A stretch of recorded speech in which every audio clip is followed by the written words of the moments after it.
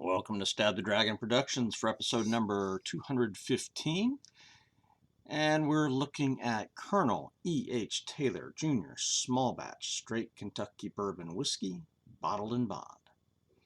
This is part of a loosely put together series of reviews scattered over the last couple of years, really, and competitions of the elite whiskeys coming out of Buffalo Trace Distillery, which have included Blanton's Gold, Eagle Rare, Elmer T. Lee, and now Colonel E.H. Taylor. Just the facts. This bourbon uses the Buffalo Trace #1 mash bill.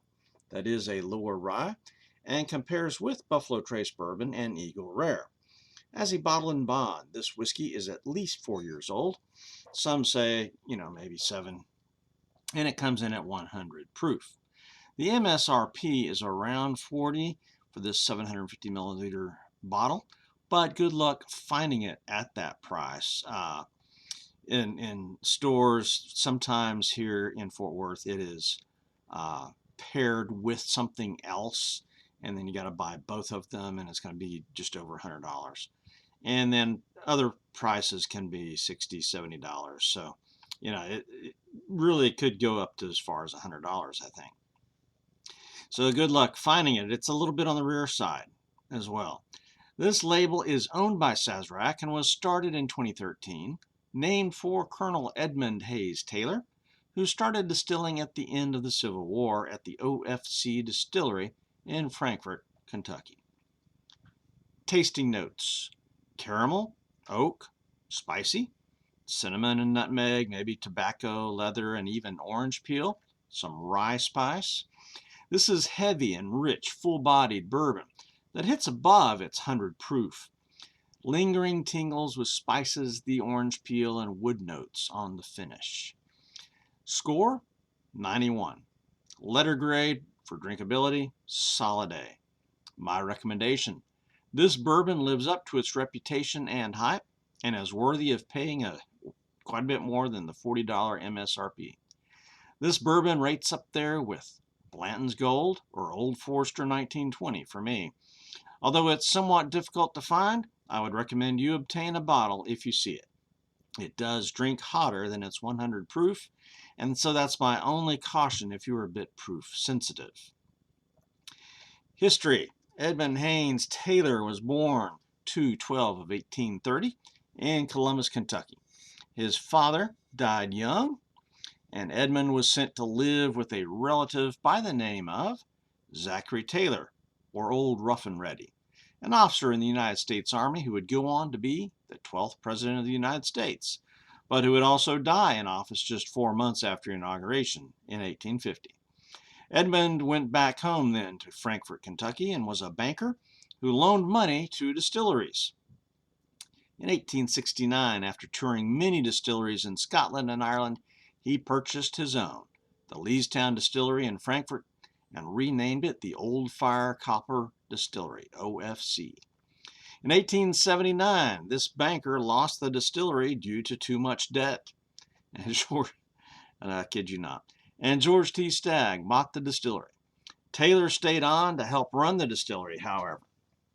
In 1882, the distillery burned down, and Taylor led the effort to rebuild it, and that distillery still stands at the Buffalo Trace Distillery. To this day, Buffalo Trace ages their bourbons in warehouses that Taylor himself built. Taylor was instrumental in getting the Bottled in Bond Act of 1897 passed.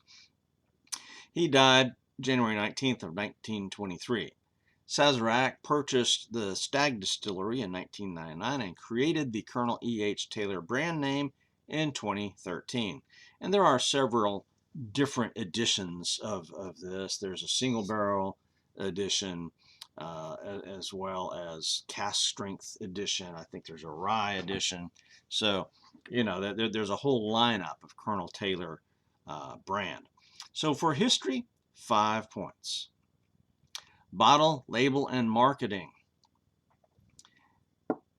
The bottle, label, and tube all lend themselves to a look that speaks of yesteryear.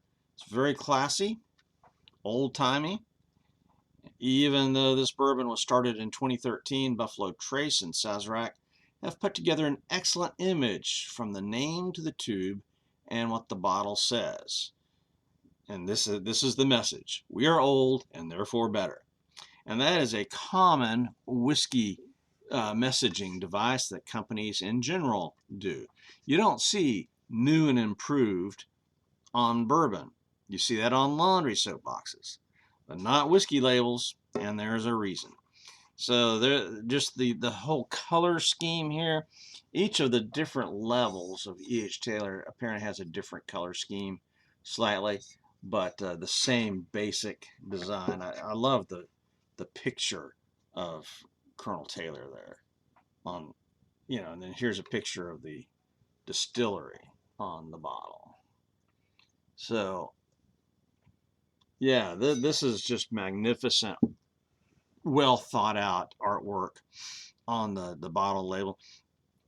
Is there advertising for this? I've never seen it, but as long as I've been drinking whiskey, which isn't that long, it's maybe 10 years or so, I've heard of Colonel E.H. Taylor. So this is by word of mouth and all the whiskey reviews online and in print. That's how this is marketed, really. So bottle, label, and marketing, 5 out of 5 points. Appearance of this whiskey. This is a rich amber, light brown, medium, very attractive, but it's not quite as dark as Texas whiskeys are going to be. So this is a solid 3 points for appearance, and I just tend to prefer darker whiskeys. Composition, the mash bill number 1 from Buffalo Trace. 75% corn, 10% rye, 15% barley. Aged at least 4 years for the BIB status, but again, some think it's maybe 7 years in here. So that mash bill number 1, that's the same mash bill that Buffalo Trace Bourbon has or that Eagle Rare has. Very low rye, but when we get to the tasting, there's a surprise. So for the composition, 14 out of 15 points. Nose. Right away, I get some caramel corn, a little bit of butterscotch, I think. Spices, leather. Now my nose is next to useless when it comes to smelling bourbons. This one I can smell. And it smells delicious. Yeah, that caramel corn is there. It's like opening a bag of caramel corn popcorn maybe. But there's spiciness to it as well. So solid 9 out of 10 points on the nose, and that's a rare score for me. Tasting.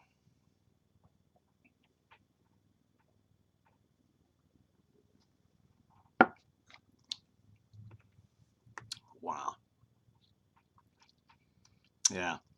Reviewers say they get caramel, vanilla cream, charred oak, raisins, pine, orange, sweet corn, and rye spice. I get all that too. Plus cinnamon. Now vanilla, I rarely get vanilla in whiskey, so I don't really get the vanilla. Raisins, probably not. But I do get cinnamon, nutmeg, tobacco, leather, orange peel, rye spice, that spicy pine note that's common with ryes, even though this is a low rye mash bill. And that's something strange. I experienced the same thing with Old Forester 1920. The lower proof Old Foresters, the 86 and the 100, I don't like because they're too sweet for me. I don't really care for Buffalo Trace. Eagle Rare is pretty good, but still that sweetness level is a little bit too much for me. So this is the same mash bill, but at 100 proof, it works. It works for me. And so it brings out the rye spice, even though it's only 10% rye. I don't understand how this works with both the Old Forester and the E.H. Taylor. But yeah, at 100 proof, well, the Old Forester is higher proof. But with this one, this is gorgeous. This is amazing. So to me, this is tasting much more like Blanton's. It's a heavy, rich, full-bodied bourbon that it does punch a little bit above the 100 proof, I think. And it is about as bourbony of a taste as it can get. 23 out of 25 points for taste. Mouthfeel, burn, and finish. It's a rich and creamy mouthfeel.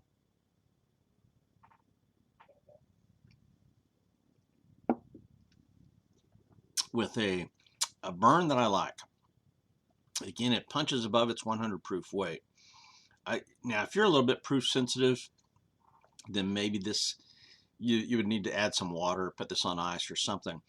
I like the higher proof stuff, and so it's very nice for me. Many of the flavors linger in a long finish with the spices, the orange peel, the wood, the rye spice, leather notes. So it's a long-lasting finish, an excellent mouthfeel, great burn. 14 out of 15 points. Neat or mixer. This is fantastic neat. And at the $40 to $60 price, I would not mix it. I would hesitate to. Maybe you're different from me, but the 100 proof and the strong flavors, I think would make a killer cocktail, obviously. But who would do that to E.H. Taylor? I don't know. I mean, I guess there's people who mix these kinds of bourbons, fancy bourbons, as a cocktail. I don't know. I wouldn't. But nonetheless, 5 points.